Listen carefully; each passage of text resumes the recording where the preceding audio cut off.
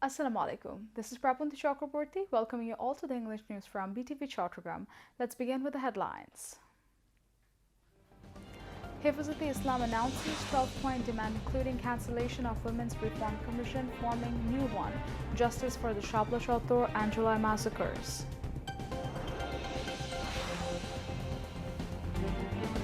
High Court upholds death penalty of 20 Buet students and life imprisonment for 5 others in Abar Fahad murder case.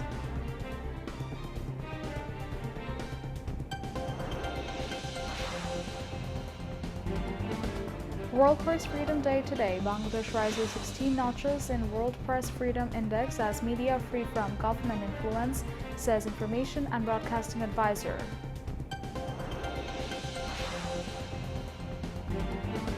National Charter to be prepared within stipulated time to establish accountable and democratic state, says National Consensus Commission Vice Chairman Ali Riaz.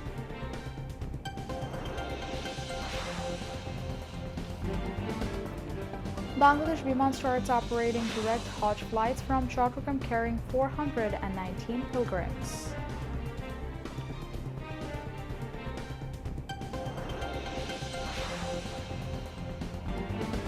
United States to make potential foreign military sale worth $3.5 billion to Saudi Arabia.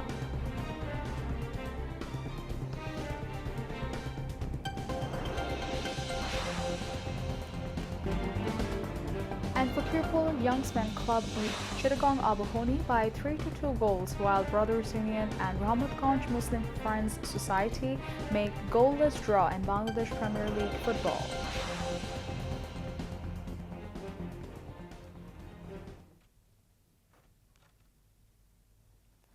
Viewers, those were the headlines. Now moving on to the details. Hifz-e-Islam Bangladesh announced a 12-point demand including cancellation of the Women's Reform Commission and its Quran-opposing report, formation of a new commission, justice for the Shapla and July massacre, and the completion of trials against fascist Sheikh Hasina and her identified associates before the national election.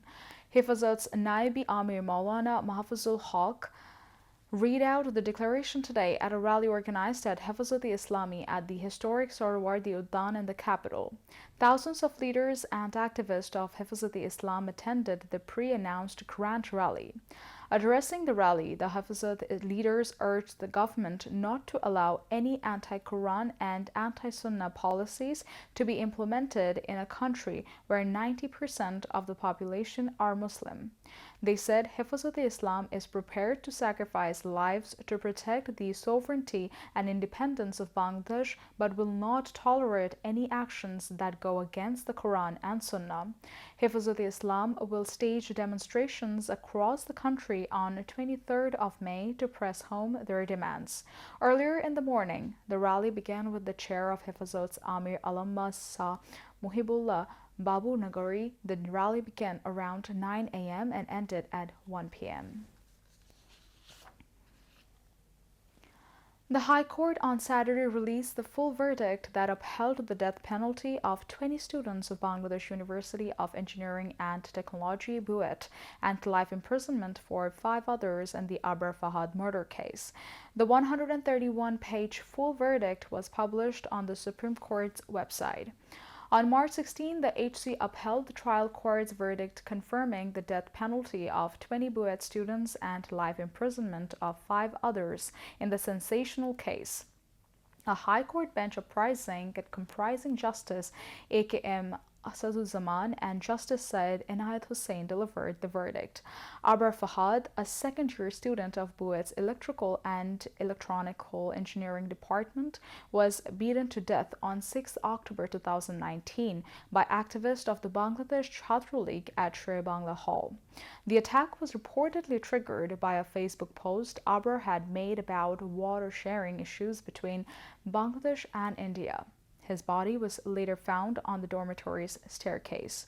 The following day, Abar's father filed a murder case at Chowk Bazar police station. The incident started and sparked nationwide outrage, leading to widespread protest. On December 8, 2021, a Dhaka court sentenced 20 BUET students to death and handed life imprisonment to 5 others for the involvement in the murder. The World Press Freedom Day today. In 1993, the United Nations General Assembly declared 3rd of May as World Press Freedom Day. This year, theme of the day is Reporting in the Brave New World, the impact of artificial intelligence on press freedom and the media. Marking the day, Paris-based organization Reporters Without Borders (RSF) released World Press Freedom Index 2025. Bangladesh has risen 16 notches of rank 149th among 180 countries on the World Press Freedom Index, outperforming neighbors Pakistan and India. This year, Bangladesh scored 33.71 point, which was 27.64 last year. Commenting on this index progress, Information and Broadcasting Advisor Mahfouz Alam said that state media such as Bangladesh Betar and Bangladesh Television, along with all the other media outlets, are now free from government influence. He said Bangladesh's 16 notches improvement in the Global Press Freedom Index proves the government is working to strengthen the ensure media independence and independence.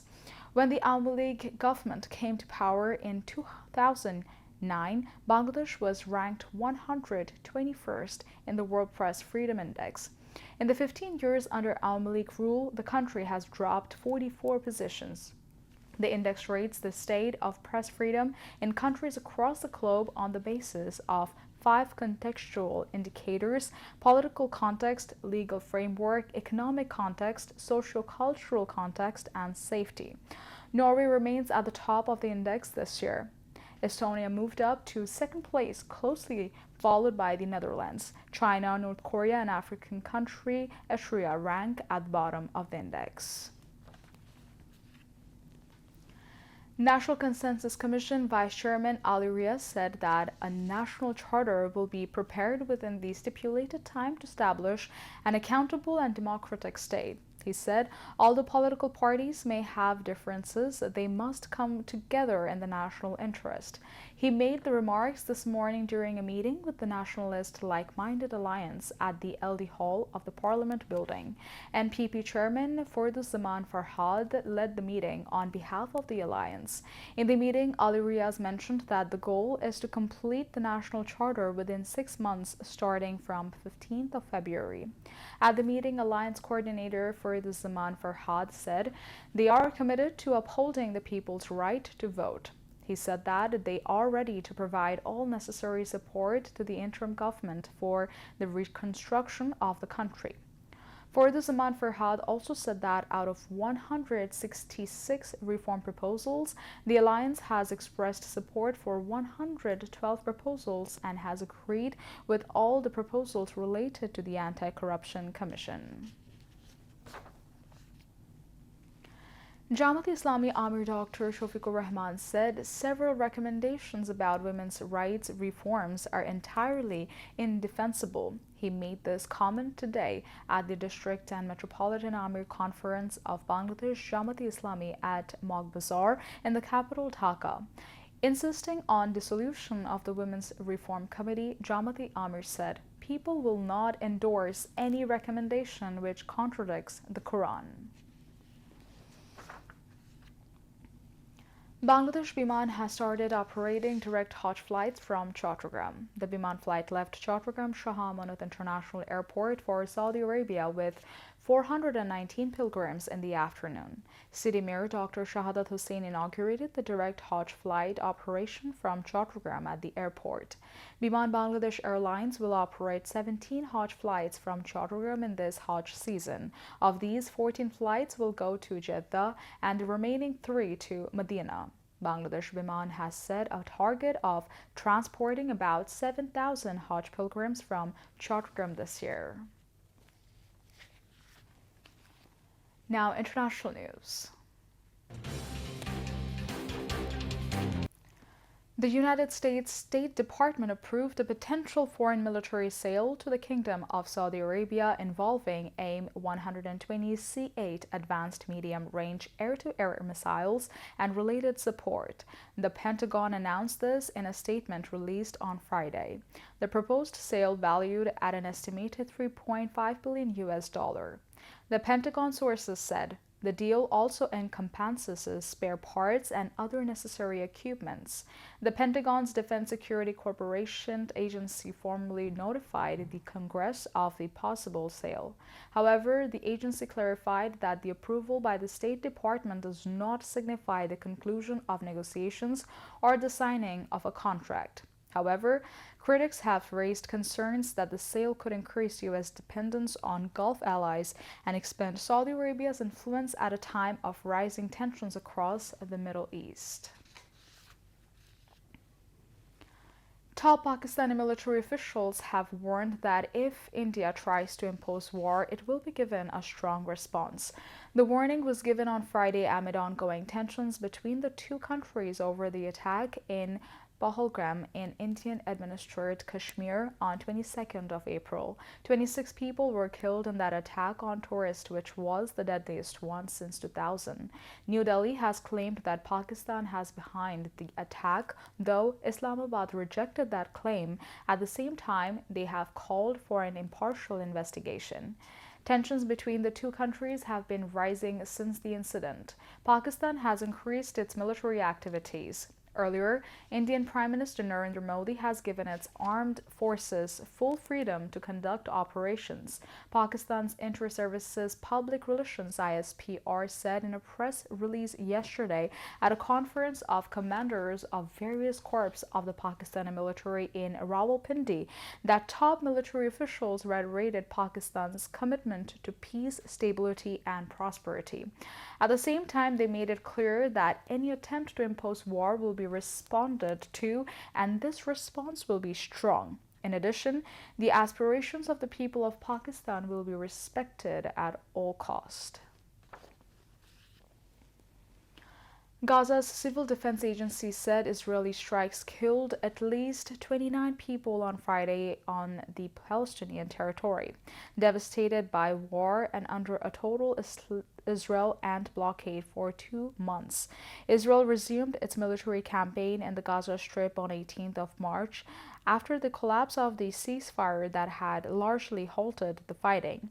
A civil defense official of Gaza told the news agency that 9 people had been killed when an Israeli airstrike hit a home in Beirut refugee camp in central Gaza. Another 6 people were killed in a separate strike targeting the Al-Mashri family home in the northern city of Beit Lahia, he added. In Gaza City, a strike on a community kitchen claimed the lives of 6 more. Since Israel resumed its campaign in Gaza, at least 2,326 people have been killed, bringing the overall death toll since the war broke out to 52,418. Now, sports news.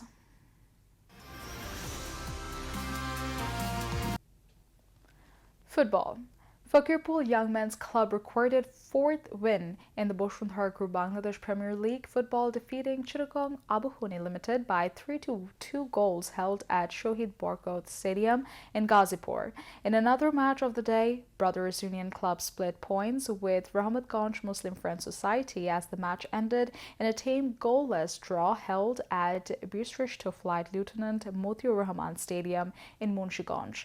Shubhoraj Bongshi scored the first goal for Chittagong Abahoni ahead in the 33rd minute, but the lead lasted for a minute when Ben Abraham Kotara restored the partiality for the parity for Fakirpur in the 34th minute of the match. Ben Abraham put Fakirpur ahead, scoring his second goal in the 76th minute, while Shoaib Hossein Shahid Farhad and further widened the margin, scoring the third goal for Fakirpur in the 91st minute of the match.